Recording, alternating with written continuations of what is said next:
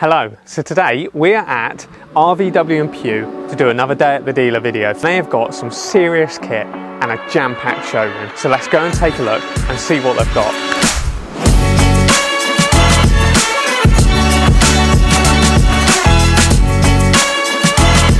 So we've got Tim Jones. So Tim, what do you do at RVW Pugh?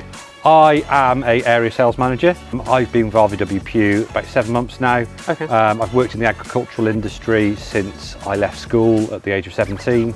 And it's all I know really, and it's very, very close to my heart. So I do enjoy it. I do enjoy it. It is in the blood. Would you say you specialise in anything at all? Predominantly, my customers would be stock farmer or dairy farmer customers. Yeah. We do have some potato and some arable customers. The feeding and the bedding and the grassland equipment is what I know. The Massey tractors, they're very, very intuitive anyway, so you don't really need to know a huge amount. As long as you've got the basics and the technology side of things, you're good to go really.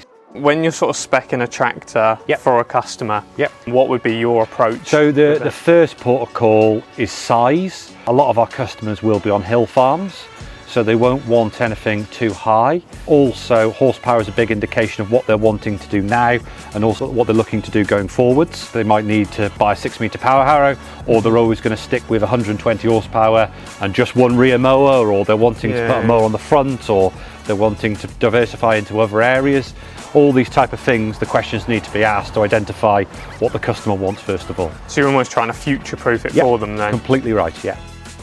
Let's talk about stock then. Should we start off with used and then go new? Yeah, the used tractors, we range from anything from 40-year-old, 20 horsepower, all the way up to 400 horsepower. We've got a 320 horsepower there. Any one time, we'd always keep anywhere from 70, 100 horsepower loader tractors, 150 horsepower loader tractors, tractors with front linkage, PTO, GPS. We're pretty covered with that aspect, which is a nice place to be. Definitely. So it means that if we do have second-hand tractors in the yard, that we can just get somebody out of trouble. And that's something that we're working really, really hard on at the moment within the RVW Pugh group, is to solve problems basically. And lots of future classics. That is definitely a future which classic, people are wanting to get involved in nowadays as well.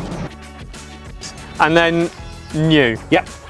What have we got? Talk us down the line. Okay. Our standard stock liner would be anywhere from 35 horsepower up to 400 horsepower at any one time. Okay. From Churchstoke here, being on the Welsh-English border, we tend to do a lot of 120 to 145 horsepower loader tractors. Okay, so that's the sweet spot. That's the sweet spot for us. As we go a little bit further south, we do a lot of 8740s, 9Ss, 8Ss, a lot of the big arable equipment. Every tractor in principle can be customised by the end user. So you will build a tractor from specification. So that will be tyres, linkage, GPS, engine horsepower, size, weights, cab specifications, whether you're electric spools, manual spools, and we try and keep a bit of a range here to get the customer going straight away. Like the 6S 180, that'll be on EPM boost 200 horsepower. Okay. With front linkage, nice short tractor for also put a loader on it. And what's the loader weight like on it? On average, so that 5S there is 4.1 metres at 2.1 tonne. Okay, on electronic joystick. So nowadays, if people don't have a telehandler, they're going for that premium electronic joystick, a lot more user friendly. So we are sat here in a Massey Ferguson 6S. This tractor fits a couple of bases. So it's a short frame 4-cylinder tractor. Okay. Running at 180 horsepower rated power. Right. With an EPM boost of 20, making it 200 horsepower 4-cylinder short frame tractor. Yeah. So we'll find a lot of our customers, dairy farmers in particular, will want that short frame for either loader work and field work, and it just kind of, that 200 horsepower market suits very well, to be honest with you. To me, when I sit in a Valtra, I find the display really intuitive with you've got the tractor, you've got all the buttons around it. Yep. How do you find that differs to the Massey? The Massey Ferguson has always been a farmer's tractor. They've been in the industry for 60, 70 years. Everybody knows somebody that's got a Massey Ferguson tractor. They've either owned one, had one, want one. That brand, that logo, people relate that to their granddad had it or their great granddad had it, and they tend to, as long as the product keeps looking after them, they'll keep relaying that back. So the controls have been very, very similar over the years. We're still on a Dyna 6 transmission on this 200 horsepower tractor. So we've got push forward to change the gear forwards, pull back to pull to slow down. On this tractor here, we've got a control arm. So on this control arm, we've got our front services, our linkage up and down, our transmission modes, our forward and reverse shuttle, auto steer, all on one joystick. And then if we're buck raking or doing anything with any mowers, we've got our third service there and our gears. So we can control the front linkage with a set of mowers on it, left and right, up and down. On the screen side of things, we can completely program what we want to do. Okay, so we can see here that H1 and H2. So H1, hydraulic 1, is that one there. So that is doing our front linkage up and down. And H2, which is that one there, will be doing the service on that. Okay, right. So if you had a front mower on it, you'd set your height to the manufacturer's recommended height, and then you'd use your front service to be able to raise it up and down at your headlands. So that's all done from there, or we can swap it on to our right hand joystick and have it on there. That's far more efficient. With technology side of things as well, we can, if we press our C1 button, we can that would then take us to our desired speed, and our A button there would set us at our, so if we come into our headlands, press A, that would drop it down to a desired speed to turn around, spin round, press that again, that would take us up to our PTO speed. Any of the Massey Ferguson range from a 5M can be fitted with GPS technology. And that can all be done here? And that is on an auto steer function. So if you're power harrowing at 6 meters, basically what you're doing is you're splitting the world into 6 meter intervals. So you'll be driving every 6 meters. You'll be spinning around your headland, ending up at that 6 meter row. Press auto steer, it'll steer onto that line and keep doing that. We've got electronic linkage. All our lights are controlled on this right hand pillar. So we've got a 4-post cab, which means we get a shorter door and a pillar here and a right and a left hand window, which people seem to love, to be honest with you. Really? Yeah, do you find they're a sort of go-to? Yeah, smaller door, so easier to shut and less cost. And that means you get the option of having rear opening windows. Even though you've got aircon, people still want that rear opening window. So this has got 2 manual and 2 hydraulic spools fitted. We can have all hydraulic spools, or we can have it just with a T-bar. The end user, the tractors are completely customizable to what you want, what you need to get out of the tractor. And I'm guessing you get the customer in and you sit them down and they can run through all or they want exactly what they've had for the last 20 years. And you can spec that? Yeah, we can just press order again. Do you get that often? Yes. And we're trying to push them forward, trying to get people to diversify and look at different ways of farming, different technologies, but people like what they like, and that's fair enough. It's our job to provide a service. So. Machinery wise, I've noticed, do we want to cover up there? Do a lot of Väderstad stuff.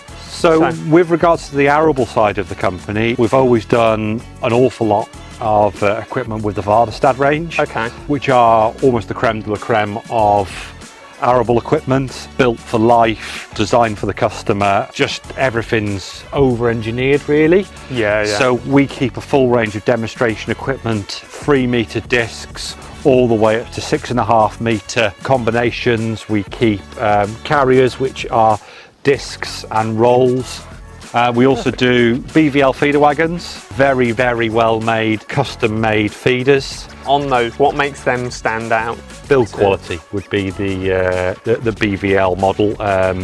Really is build quality. I mean, you just need to look at the floor plating alone to be able to see. It's quite thick, isn't it? So we do an awful lot of the Sumo equipment. This is a Trio 3. This is a shear bolt mounted 1-pass cultivator.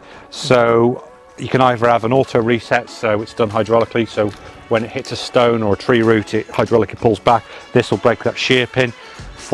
This is more for more arable areas. And then you've got 2 sets of discs behind and a big roller all on the back.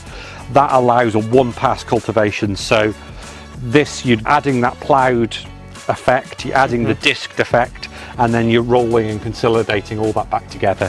Sumo is brilliant, well made, well supported product. A big part of our business, the Trio and then the Trio 3, has been around for years and years and years. It's when it falls to bits, you replace it with another one. It's that type of market. Thank you very much for your time. Perfect. No, thank you. And if there's anything I can help with, let me know. Will do. Lovely Thank job. you very much. Thank you very much. Cheers, guys. Thank you. Bye-bye. So, next up, we're going into the workshop and we're going to have a chat with Darren and see what's going on.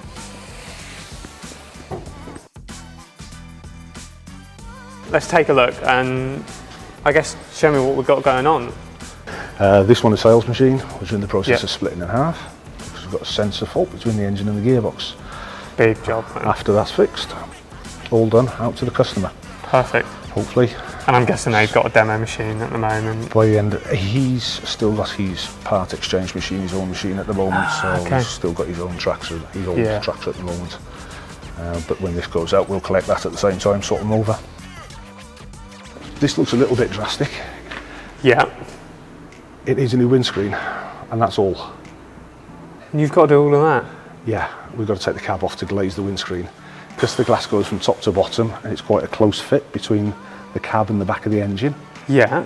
A lot of the glazing companies won't attempt to re-glass the cab in place in case they break the new window. I mean, it's a £700 window. So they ask for the cab to be removed. And I've got a glazing company coming in tomorrow morning and windscreen company coming in tomorrow morning, and they'll put a new window in it, and the following day we'll put the cab back on it. You've slightly lifted the cab. Is that fine like that? It's on an overhead gantry, and it'll get lifted off completely and put on stands on the floor behind in the middle of the workshop, and they'll be able to work on it at floor level. And probably only take them a couple of hours. Will it? Okay. By the time they clean the old glass off and bond the new one in. It's really the bulk of the work's taking the cab off. Yeah. Several hours work, get the cab off, and then you've got to put it all back on again. And that's mad. Just for the sake of a windscreen. Yeah, exactly. But again, as a sales machine. Yeah. We've had a few electronic issues with it, and we've actually had to get the field engineer from Fendt to come in and help us out with this one. Got it sorted. Took him 2 visits, but it got there in the end. Fair play. And it's just got a bit. Needs putting back together again a little bit now, and it'll go down the valet bay and get cleaned up, and that's ready. You've got a Merlot in here. What's that one? Again is a sales machine. Okay. We've just been preparing for it to go out. There's been a bit of work on it, and we process of changing the headstock on the end of the boom. The burn marks down there, it was seized in there and we couldn't get it off, so we had to cut it off. So that's just probably from age, isn't it? Age and use. Just one of those things that happens to them. Yeah. The one in the middle here, right in front of us, is brand new.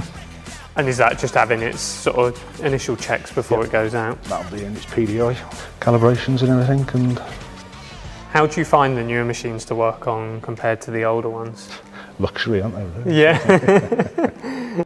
How have you found this year compared to last year? Very similar in certain ways. It's been very busy. It's been very busy on the sales department. There's been a lot of prep work, a lot of second-hand machines going through the workshop. Yeah. That side of the business has been very, very strong. Each week, what does the diary look like? Do you sort of have your common bookings for your servicing interval ones that come in? We do try and schedule what we can. It's a bit of a job because it just changes on a day-to-day basis. It can change hour to hour. Right. With breakdowns, whatever. You have to prioritise breakdowns. Yeah. Opposed to scheduled maintenance sometimes. What's the worst one that you've had? Oh, I don't know if that's. I don't think that one's probably fair to air, to be honest with you. Tractors ground to the halt in the middle of a roundabout, and traffic all blocked up behind it. Miles away from here, can't get it to move. Can you get here as quick as possible? I suppose the ones you've really got to think about and react to is anybody with livestock who's feeding chickens, stuff like that. Anywhere where you've got animal welfare involved, you've got to react quickly to.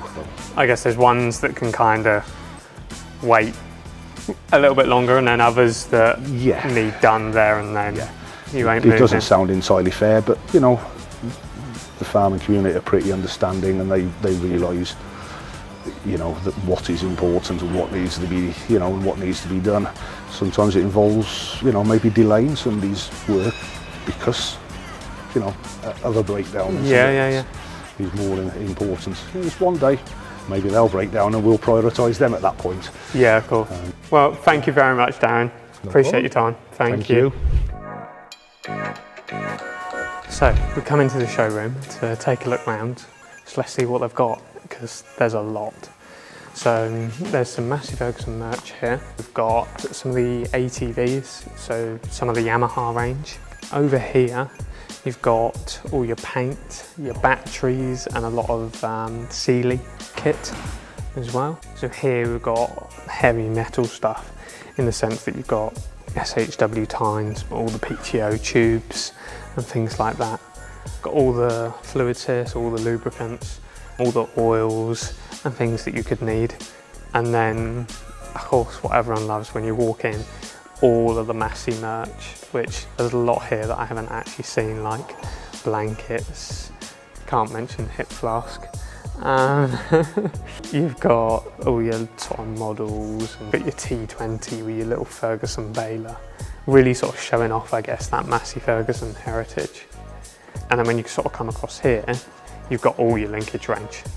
So anything kind of linkage wise, linch pins, balls, you've got it all covered in here. Let's go over to here. We've got range of beacons, lights, and then ratchet straps and seat covers. And then we've also got some gloves, all the guard lock range, some of the complete shaft, and then some of the guards here. We've got lots of little parts. You've got your wheel spinners, you've got your range of tools, air hose fittings and plugs. So like different connectors if you're doing any sort of wiring work. And then you've also got a range of electrics, so LED lights, cameras, things like that. So when you look around, you've got everything that you need. If you've got something that's quickly broken, or you want an accessory or something, or a consumable, you know you can come in here and they've got it. And as you can probably tell, they've got a lot of stock in here. And if they haven't got it, they'll order it in for you. So you're fully covered when you come in here. It's definitely a well-stocked showroom, which is great to see.